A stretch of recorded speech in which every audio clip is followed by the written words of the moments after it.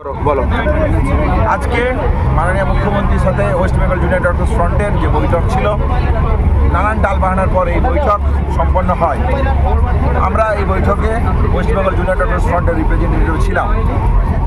এই জায়গা থেকে মাননীয় মুখ্যমন্ত্রী কিছু সুনির্দিষ্ট প্রশ্ন আমাদের কাছে রাখেন। 5 দফা দাবি নিয়ে আমরা ডিটেলস, আমাদের যে দাবি, কেন আমরা এই দাবি করছি সেই দাবি নিয়ে বিস্তারিত আলোচনা করি।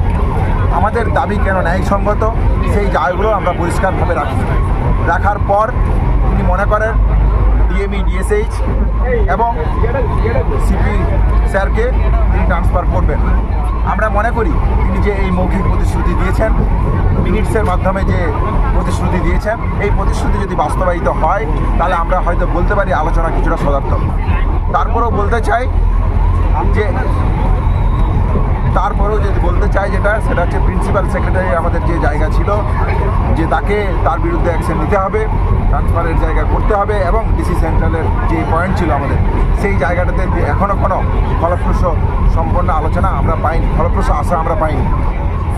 রিগার্ডিং সেফটি সিকিউরিটি এবং বিভিন্ন কলেজে আরডি এবং স্টুডেন্ট ইউনিয়ন তৈরি করার যে প্রসঙ্গ, এই প্রসঙ্গ নিয়েও আমরা আলোচনা করি। উনি একটা ন্যাশনাল টাস্ক ফোর্স গঠনের কথা বলেন চিফ সেক্রেটারিকে হেড করে। আমরা তাদের ডিসএগ্রি করলেও আমরা বলেছি এই নিয়ে আমরা আলোচনায় বসতে রাজি, যদি আমাদের সেফটি সিকিউরিটি মেজার সম্পর্কে যাবতীয় যা পদক্ষেপ, সেই পদক্ষেপ নিয়ে আমরা ডিটেলস ডিসকাশনে রাজি আছি। এই অবধি আজকের আলোচনা হয়েছে। বাকি ধর্ণামঞ্চ থেকে আমরা ডিটেলস ডিসকাশন আমরা করব।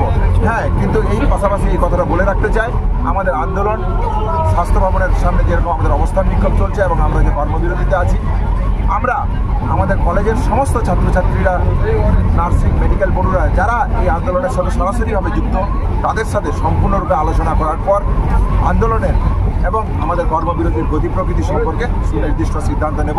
এটাও আমরা মাননীয় মুখ্যমন্ত্রীকে জানিয়েছি। যে বৈঠকের জন্য যাওয়ার কথা ছিল, প্রথম থেকেই আমরা বলেছিলাম যে দ্বিপাক্ষিক একটা মিনিটস নিয়ে একটা আলোচনা হবে। আমরা গিয়েছিলাম সেখানে, আজকে দীর্ঘক্ষণ একটা আলোচনা হয় এবং সত্যি কথা বলতে কিছু অংশে আমাদের যে বিশাল আন্দোলন, আমাদের যে জুনিয়র ডাক্তারদের আন্দোলন এবং তার পেছনে মানুষের সমর্থন, সেটা আমরা মুখ্যমন্ত্রীর কাছে পৌঁছাতে পেরেছি। এবং সেই জায়গায় দাঁড়িয়ে তিনি প্রাথমিকভাবে কলকাতা পুলিশ কমিশনার বিনীত গোয়েলকে সরিয়ে দেওয়ার একটা আশ্বাস তিনি দিয়েছেন। এবং স্বাস্থ্য ভবনের ক্ষেত্রে যে দাবিগুলো আমরা রেখেছিলাম, ডিএমই এবং ডিএইচএস, তাদেরও একটা সরিয়ে দেওয়ার একটা আশ্বাস আমরা পেয়েছি।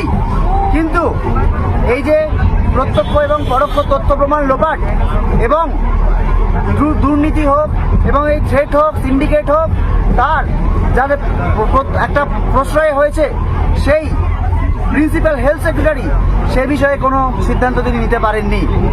এছাড়াও আমাদের সেফটি সিকিউরিটি বিষয়ে তিনি কেবল একটা টাস্ক ফোর্স গঠন করবেন এরকম একটা কথা বলেছেন। কিন্তু আমরা স্পষ্টতই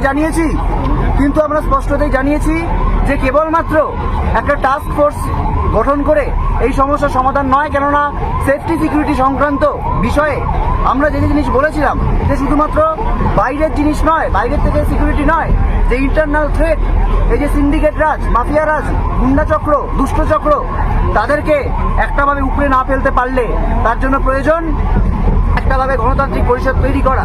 সেই বিষয়ে একটা আলোচনা পথ ওপেন হয়েছে, কিন্তু সেই নিয়ে কোনো কথা কিন্তু খুব বেশি দূরে এগোয়নি। আমরা ফার্দার ডিসকাশনে পরে বুঝতে পারি এরকম একটা কথা হয়েছে। আমরা পথ খোলা রেখে এসেছি, আমরা পথ বন্ধ করতে চাইনি। আমরা যেহেতু সদিচ্ছার একটা ব্যাপার চলছে, আমরা পথ খোলা রেখেছি।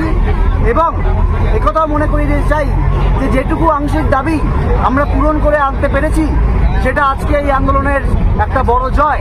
কিন্তু একথা মনে রাখতে হবে যে এইটুকুর জন্য আমাদের 38 দিন ধরে পথে থাকতে হয়েছে। আজকে আমরা স্বাস্থ্য ভবন সাফাই অভিযানে যে গিয়েছিলাম, সেটাও আমরা সম্পূর্ণ করতে পারিনি। আজকে এই অবস্থায় গিয়ে আমরা ধর্ণা মঞ্চে ফিরে যাচ্ছি, বিক্ষোভ মঞ্চে ফিরে যাচ্ছি। সেখানে গিয়ে সমস্ত কলেজের যে জুনিয়র ডাক্তার, যারা আন্দোলনরত জুনিয়র ডাক্তার এবং যারা সাধারণ মানুষ আমাদের পাশে রয়েছেন, তাদের সাথে একটা আলোচনা করে তারপর আমরা, এবং অবশ্যই আমাদের নজর থাকবে আগামীকালে সুপ্রিম কোর্টের শুনানির ওপর। এবং অবশ্যই যে কিছু আলোচনা হয়েছে, সেই আলোচনা যতক্ষণ না বাস্তবায়িত হচ্ছে, সেই বাস্তবায়নের ওপরেও আমাদের নজর থাকবে যে কতক্ষণে কত দিনে এই বিষয়টির একটা বাস্তবায়ন হয়, সেদিকেও আমরা তাকিয়ে রয়েছি।